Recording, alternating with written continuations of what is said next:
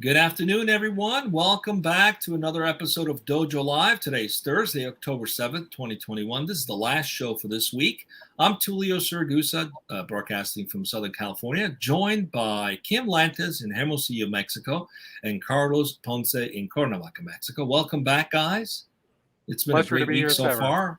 Yeah. We've enjoyed speaking to some awesome guests, and I am sure today will not disappoint. We have Jesse Solomon, who's the co-founder at Mickey, joining us today. Hey, welcome to the show, Jesse. Thanks for being with us. Thank you for having me. Happy to be here. So I must admit, when we first looked at the title and we saw Mickey, we started thinking of that song, Hey, Mickey, You So Fine. And probably some of us are aging ourselves singing that song, but we're excited to learn all that we can because we love the name. So before we go into the topic today, we had a theme twice this week about modernizing old school things. The first one was on Tuesday and now today. So we're always excited about learning new ways that old things are being done in a digital way. So we're going to learn that today. Specifically older than commodities. I mean, and commodities is like exactly. How do you modernize that? So, but before I go into that topic, let's get to know you a little bit, Jesse. Please introduce yourself. Tell us a little bit about yourself. Yes, happy to be here. My name is Jesse Solomon. I'm from Chicago. I'm currently based out of Miami, but I'm coming to you live from New York City today. My background is in the entertainment industry. I was actually a talent agent at WME. William Morris is the largest talent agency in the world. And my business partner and I had a department there doing brand licensing. So we would take big Hollywood brands and create touring shows in regions of the world that they hadn't necessarily been to before. So think like Harry Potter live in concert with Warner Brothers, or La La Land with an orchestra. We did that with Lionsgate. So before working at WME, I went to music school at the University of Miami. I studied music business and vocal jazz performance there. I was also promoting music festivals and live events at Billboard and Live Nation. I'm also a two-time cancer survivor, which is a big part of my story and was a major catalyst for me to leave my job and pursue something bigger with my life. And I left with my business partner, Alex Ravens, in January of 2019 to start Mickey. Wow. We were like wondering, how did you go from there to this? Come on. Yeah, no, it felt like a logical next step. No, the truth is, of course it did. Yeah, we named it Mickey after Mickey Mouse because we were brand licensing guys, and we thought we were going to create a tech-enabled marketplace for brand licensing, connecting manufacturers to brand owners online, and be like a one-stop shop for, contracting, royalties, etc. Not just in entertainment, but food and beverage, digital, fashion. And we just found there was a better opportunity and pivoted. We met the president of Alibaba, and through that experience realized that there was this opportunity to build Alibaba, but for American suppliers. And we started marketing to US-based suppliers saying, are you, looking to export? Sign up for Mickey to sell your product overseas. And one of the first guys to sign up sold logs. And we were just like, how did we get here? What is this? We thought it would be like a derivative version of Alibaba where there's manufacturers making bobbleheads and board games. And so we called him and we were like, hey, is this, Steve? He said, yeah, what's going on? I said, you put trees on our marketplace. Was this a mistake? And he said, you guys said sign up for Mickey to sell your product overseas. People want my logs overseas. You don't sell logs? And we're like, we do now. And we found our first customer is the Dole Pineapple Factory in Subic Bay in the Philippines.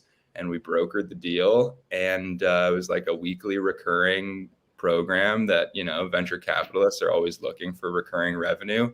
And we realized that there was this massive opportunity to sell American natural resources to regions all over the world that, couldn't get their hands on them. Amazing. You know, we're in tech and we talk to tech luminaries, over 400 different interviews, always talking about the next sexy thing. This is brilliant. I mean, like, how do these guys sell their products out there, right? So you're reinventing the way commodities are sold in the marketplace. All right, let's go right into the topic today because there's a lot to learn and unpack. Kim, please introduce the topic today. Yeah. The topic today, and thank you, Jesse, for being here, as chosen by you, is commodities and technologies, bringing an antiquated, I pronounced it properly that time, antiquated industry online. What does it take to disrupt an antiquated industry like commodities trading? So you yourself sort of stumbled across this aha moment, but why might that be? Like, why did you choose this particular topic, and why is now the perfect time for modernizing? Yeah, so suppliers in this business are still using fax machines. And customers all over the world want to get their hands on US natural resources. We're one of the largest producers of natural resources in the world, but for whatever reason could not get access to them at the right price consistently. So we wanted to connect those independent suppliers to foreign buyers and make it a seamless experience for both parties. At first, we toyed around with various business models like a matchmaking service or a software service for suppliers to just pay a fee each month to have their products go overseas. But nobody would pay for that. Nobody needs that. What they need is a market maker who's actually going to finance the transaction, handle the logistics, and move the product from point A to B. So we had to run this business the way that it had been running for hundreds of years before we could start to modernize it, and hired experts in each of these commodity verticals to help us do that. And so the vision here at Mickey is a marketplace to buy and sell commodities, where manufacturers from any part of the world can come on to the Mickey platform and purchase the raw materials that they need to make whatever it is that they make. So on the supply side, we're empowering these independent suppliers of natural resources to go over the top of traditional sellers and brokers and direct to those end customers. And the way that we facilitate that is through physical commodities traders. So today you can think of us like a tech-enabled platform for global trade where traders can facilitate their business online. And this doesn't really exist because there's no tech in this industry. We bring trucking, shipping, procurement, and all of that into one centralized platform, allowing buyers to just seamlessly purchase their product online. Think of like Glencore, a very large trading company, but just in the cloud. We're taking a Compass style approach. If you know Compass Real Estate, where we're acquiring brokers to get supply and demand on the platform. And once buyers get comfortable with the Mickey brand and they're purchasing online, they're paying online, they're tracking their orders on our platform. Next thing you know, you have suppliers uploading their inventory and pricing it directly on our platform. And we're building our technology deeper and deeper into the transaction and automating more of the process. Next thing you know, you have a customer making an order. We match that to a supplier with the lowest priced inventory, kind of like Uber matching you to a driver. I love it. So that is a lot of the physical side. Now, correct me if I'm wrong, but I also imagine, especially if we're talking about international trade, there's a legal side, like as far as restrictions and certain requirements that companies need to fulfill. For example, I live in Mexico. I cross the border into the United States all the time, and I can't even like carry a walnut with me, right? So if you're talking about logs or something that that's I'm assuming is highly regulated, are you helping with that as well? Yeah, so we have to get what's called a phytosanitary certificate from the USDA. We get a bill of lading from the port. There are all these various documents that you need to get done in order to ship a product. So it is very thorough, and there's a lot that goes into it, which is why there's such an opportunity here to kind of bring it all into one place, rather than doing it all in phone calls and faxes and emails. And Mickey takes care of all those headaches for you. You know, Jesse, in listening to you, you had hinted something about the manufacturer has a product and there's financing behind it. There's the logistics of getting it to the client. And I just started thinking, what does it look like today? What does that ecosystem look like?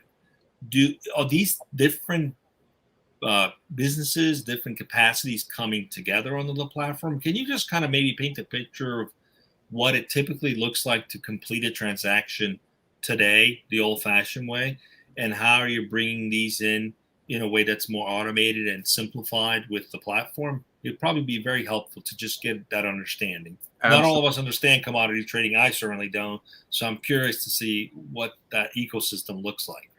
Absolutely. So if you're an independent supplier of logs in the Southeast United States, you might be selling to Georgia Pacific or an aggregator of your product for, say, 50 cents on the dollar. They're buying up from independent suppliers across the United States, and selling to one large buyer, say China Building Materials. And then China Building Materials is disseminating that product to small and medium-sized manufacturers across China. What we are doing is going direct to that log supplier and direct to that small or medium-sized manufacturer in China, cutting out layers of aggregators or brokers or middlemen. And okay, I'm not quite sure what went wrong. Pay the supplier more for the product, and we're able to sell the product for slightly less because there's so many parties that we're cutting out. So that should give you a sense of how we're able to break into this business and kind of give a supplier who has a very tight timeline for manufacturing more product to be able to sell to someone overseas who might not be paying for 60 days. So we give them that seamless experience of delivering the product to the port rather than to Georgia Pacific's plant. And we pay them like they would get paid by Georgia Pacific, and then take care of all the hard parts of exporting that they might not be able to handle by themselves. You know what I love about this too? Oh, sorry. I think we talked. This is a side point. Not only is there economical savings here, but I see ecological savings. Like there's less transportation. And I know this is sort of just a happy side effect, but I think the earth appreciates fewer trucks and trains and ships as well. Yeah, no, a tree is a beautiful thing too, because when people always are scared of deforestation. And if you cut down a tree the right way, it grows back in 20, 30 years, depending on what type of tree. And then you've got another beautiful tree, and one is sucking carbon out of the air somewhere else. So it's actually great for the environment to deforest in the right way and thin the forest. And not, obviously like go into the rainforest and cut out all the good mahogany or whatever it is. Jesse, I'm curious about something. Before we went on the air, if you remember, I told you that I had at some point in my life, I had an interest in the commodities trading scenario, and I got some training and all that. But back in the day, it was all like there was no so much technology as there was today. I remember that I used to subscribe to a newspaper in print called Investors Business Daily. That's where I got all the info, and I did my paper trading and all that. So because today there's so much technology, how would you say that this technology has modified the speed at which things happen for the regular, for the average run-of-the-mill investor in commodities, or has it at all? What do you think? What can you tell me about that?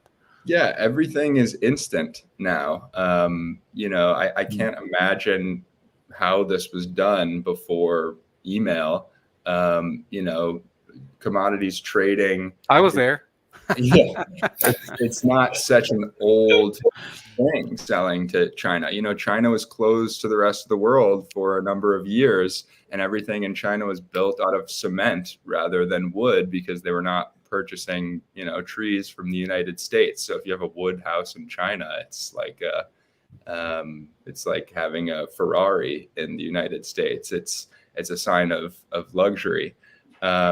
So yeah, things have definitely progressed rapidly. And we see that, you know, becoming more and more of a thing in the near future. There are lots of companies entering the logistics space, and lots of investment going into B2B marketplaces. So we're, you know, very excited about the near future. Is commodities trading the same as futures trading? I'm sorry, Kim. Just a quick question. I'm sorry. Is commodity? Is commodities trading the same as futures trading? I'm just curious. So what we're doing is selling the actual physical product to a manufacturer who needs to make whatever they make. So okay. We sell cotton. We're selling it to a manufacturer in Vietnam who makes T-shirts, and they're sending it back. So that's the cycle of global trade. We're not trading on the price of cotton going up or down and trying to make margin that way. Although we will get into hedging if we take inventory risk in the future, but right now, most of the time we're not. Thank you. Thank you. So my question goes back to what we're talking about, speed and just modernizing. My family's background is actually that of a sawmill. So when you were talking about logs, this immediately resonated with me. That's actually where I spent the first 5 years of my life. Very fun. But I think about my dad, and he's hilarious. You know, he can cut down a tree. He can tell you anything, but ask him to like call you via Facebook Messenger and you've got some trouble. So my question is, what are you doing at Mickey for people like my dad, right? You've got these users, but how are you securing that adoption? How are you addressing usability? You know, we're talking about traditional, what is it, blue collar? I always get blue collar and white collar mixed up, but people who might not be comfortable with technology, but can definitely benefit from it. Yeah. So I would bring your dad an order, and I would say, you know, instead of bringing 10 containers of Southern Yellow Pine logs to this guy's mill, just bring it to the port and we'll pay you the same way that you get paid currently. You know, you don't have to do anything different. You don't have to sign up for Mickey. You don't have to create a login. You know, we're allowing the suppliers, who is kind of, you know, sometimes a rougher demographic of the United States, to just do exactly what they know how to do, which is supply natural resources. And we make it easy and friendly for them to, you know, work with our technology. We're just bringing them orders. And eventually, once they get comfortable with us, we say, you know, here's your login, just sign in. And instead of faxing us your inventory list for the week, you can just put the price directly on the website. There's a little spot for that. And we walk them through it. We give them a demo. But the truth is that today we use these brokers and traders to facilitate that part of it for the supplier. So we're not relying on a supplier to use any of our technology. It's great if they do, but for now, we've used this broker method to acquire the supply. Let's talk a little bit about the financials of all this, how people make money with this. Can you walk us through? So you've got these brokers that are representing the buyers, I guess, and finding those suppliers, and they build those relationships. But you've eliminated a few things in between. So how does the money flow now without those people in between? And are those people not happy that they're being, you know, eliminated from the process? What has that been like? Yeah. So in its simplest form, we're purchasing supply for, say, X. We are shipping it for Y, and we are selling it for Z, and we are making a spread in the middle. So that is, how it's done. We're just taking arbitrage on each deal. And, we haven't upset many people yet because, we're acquiring the brokers and bringing them in-house and just allowing them to run their business at Mickey, and we're making it a great place to work. We're like the modern day trading company. They're getting a very clear split of their commission, and they can work wherever they want in the world. They don't have to wear a suit and go into the office every day. They can work remote and spend time with their families. So we're kind of catering to exactly what these guys want to be doing. And that's how we've been able to acquire, some of the best traders in the world coming from places like Citadel to work at, a startup with 24 people. Yeah, it's smart. Like, you're looking at the industry, and I see it as like the proverbial frog in the boiling water thing. Like, you put the frog and you're here and you're just like slowly turning up the heat, get used to us. You're not throwing anybody in the boiling water, both with, users like my dad or the middleman and brokers. It's very smart. Except the user doesn't die at the end. No boiling death. So that's a good thing. No deaths. I'm listening to when you first introduced yourself, talking about what you guys were intending to do initially with Mickey, which was basically like a major disruption of the agency model. You guys wanted to be like this huge, everything in one place kind of agency. And then the fact that you're acquiring all the brokers made me think similar to what Omnicom did with all the small agencies. They acquired them all, made this mega agency, global agency. Is that sort of the thinking? The more brokers you can bring in-house, the more those relationships you have, the more transactions you can make spread on, and also the more you can facilitate those transactions with the buyers. What's been the feedback from those buyers in terms of the experience? How has that changed for them? What's been the feedback about that?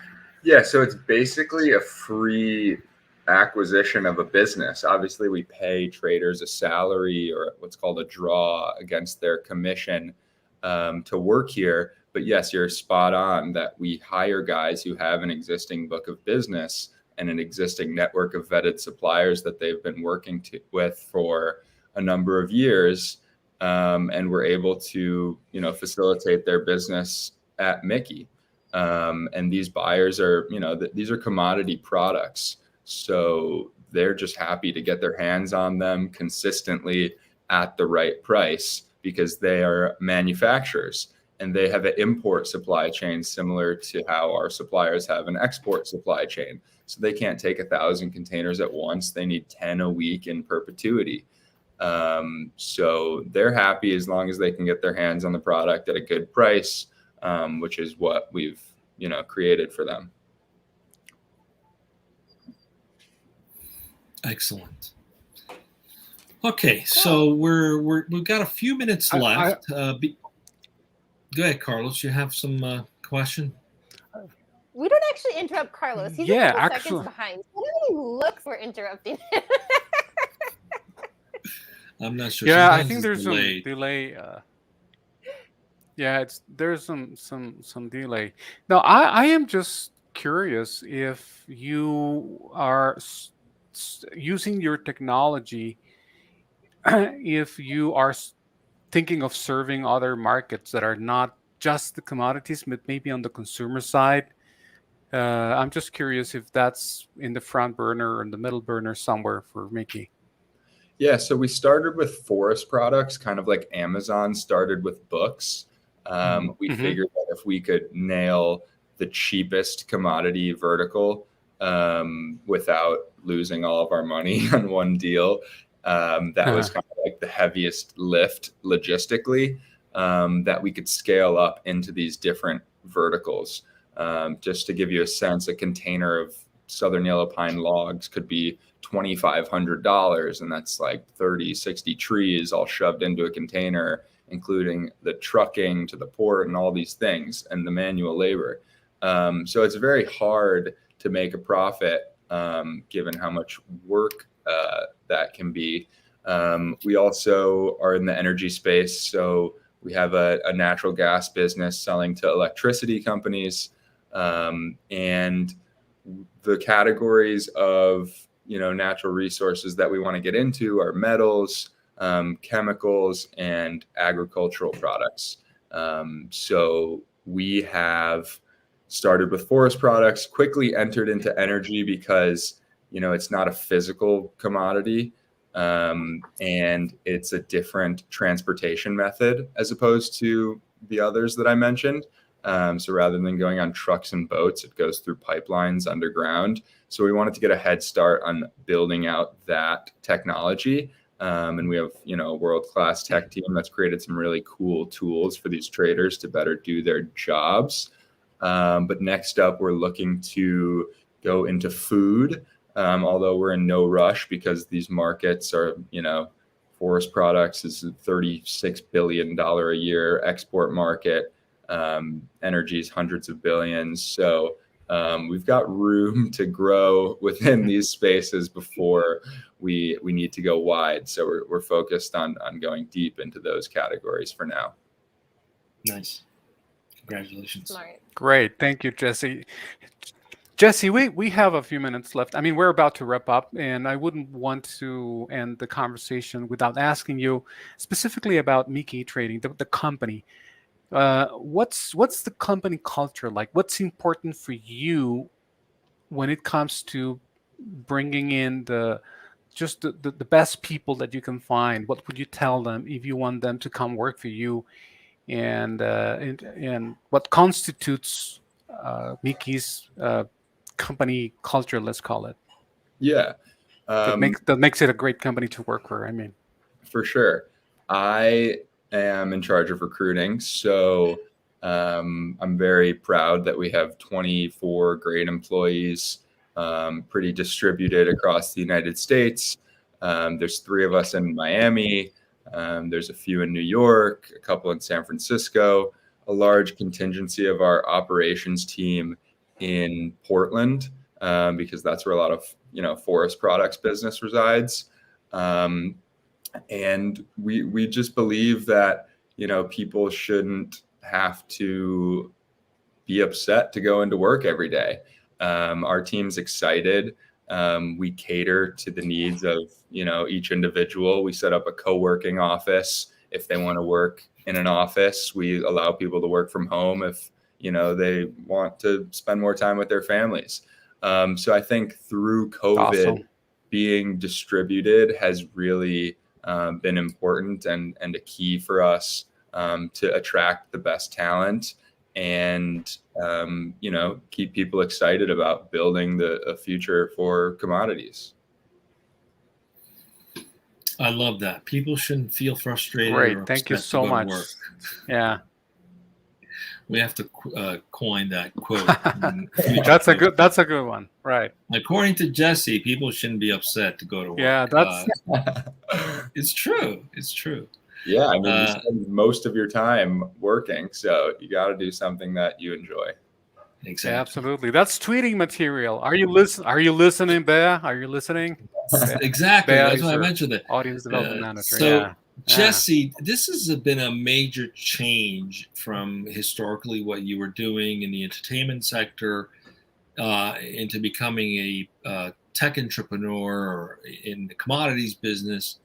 What's that been like for you personally, making that transition?